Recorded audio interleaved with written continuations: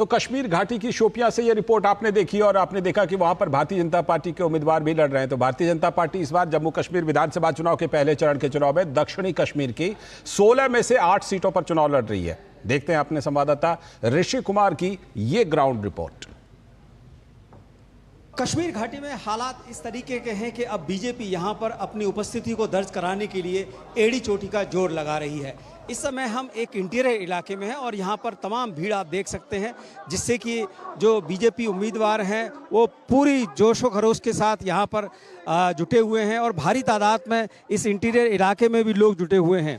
BJP अपने तमाम वायदों के साथ इस इलाके में घूम रही है, चाहे वो उज्ज्वला योजना के जरिए लाभार्थियों को 2 सिलेंडर देने की बात हो और कॉलेज के विद्यार्थियों को 3000 रुपये ट्रैवलिंग अलाउंस देने की बात हो, पीर पंजाल जम्मू की तरह छात्र छात्राओं को टैबलेट या लैपटॉप देने की बात हो। इसी तरीके से पहलगाम से भी जो टूरिज़्म है उसको बढ़ाने की बात हो और डल झील को विश्व स्तरीय टूरिज़्म प्लेस बनाए जाने की बात हो और नदियों को जो रिवर फ्रंट हैं उनको डेवलप करने की बात हो।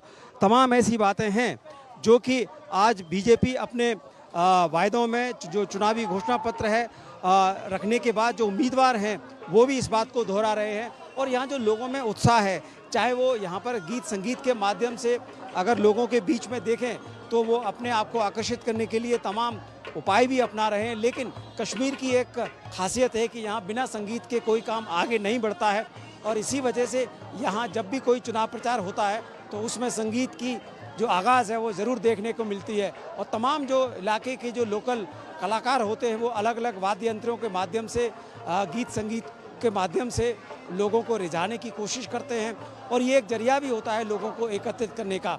इसी तरीके से तमाम महिलाएं हैं जो यहाँ पर एकत्रित होकर इस संगीत का आनंद लेती हैं। युवा इस संगीत में भाव विभोर होकर जोश खरोश के साथ शामिल होते हैं।